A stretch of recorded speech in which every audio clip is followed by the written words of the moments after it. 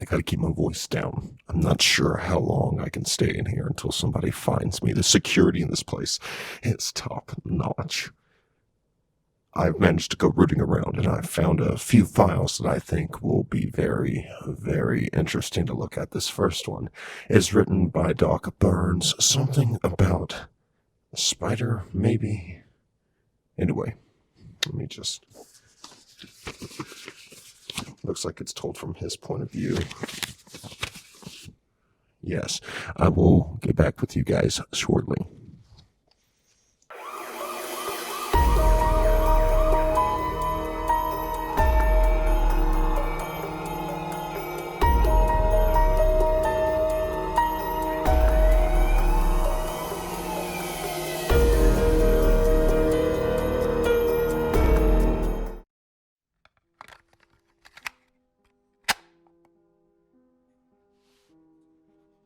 It is, upon reflection, the legs that were the problem.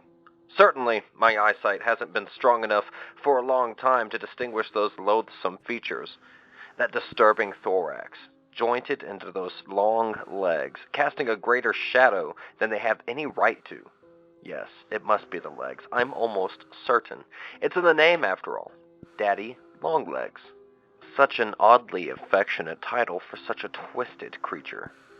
As a boy, when my eyes were stronger and my knowledge of the world less, I thought them demons. Nightmares come to drag me to some horrible shadowland. I would run, howling and shaking with fright, to beg my mother to take it away. It rather disgusted my father, a big bully of a man, whose definitions of manliness and fortitude were hard to reach for a grown man such as himself, let alone a young boy. He would sneak into my room at night and release them, leaving me to wake up surrounded. I'm sorry, but I need you to keep still. Here, let's try this. Let me know if you feel any tingling. In a sense, I suppose this shock treatment did have a positive effect. I first struck back at them on one of those hateful mornings, wrapping my hand in a sock to crush the life out of one crawling on my arm. Terrified of letting it touch my bare skin, I held it at a distance, watching those legs thrash in their death throes. I had fantasized about killing them before, but their unsettling speed always made such actions seem foolish and unlikely to succeed. An up-close and personal action was unprecedented, empowering. After that, it wasn't long before I began hunting them, extinguishing those vile souls one by one. A pogrom starting in my backyard and working out into the forests. The sock was exchanged for a pair of gloves, which worked well enough for a time. It was on one of these excursions that I noticed it first. One of the freshly slain was moving its leg, twitching erratically. With a growing horror, I wondered if it was coming back to life. I panicked, the image of my former victims pursuing me like some fearsome legion flooding my mind. I fled the woods, hiding in my room. It was then that I determined that the gloves were not enough, my brain rationalizing the fact that a stronger impact must be needed. My father's heavy yellow-handled claw hammer served this purpose well.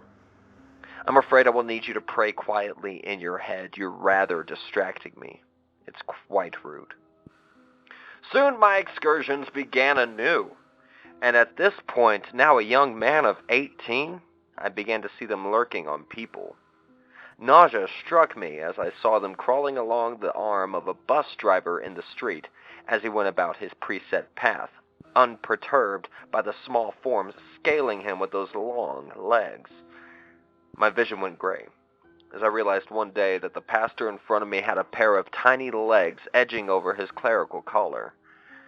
My mind boggled until it occurred to me one day that they must have realized I'd been hunting them and began to take precautionary measures. I had seen spectators watching and muttering to themselves as I smashed carapace after carapace. At the time, I thought them simply enjoying my good works, but in the light of this new revelation, I realized what they were. Sentries. An attempt to follow my patterns, learn my strategies.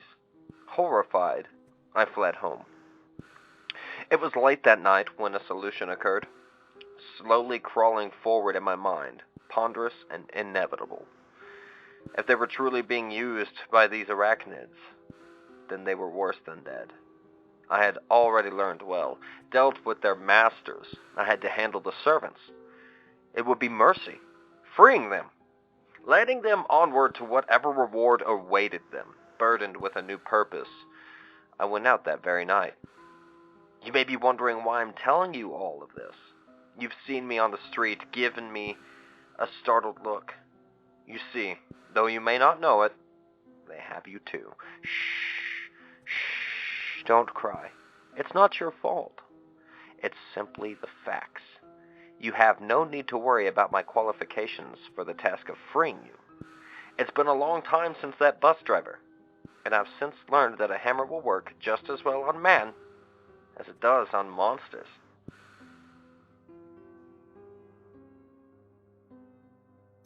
Alright, so that doctor's obviously crazy.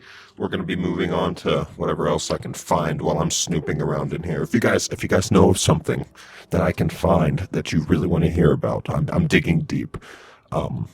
Send me something on Twitter. That's at HTTorviz on Twitter. And I'll do my best to find it in here. I don't know, this place is huge.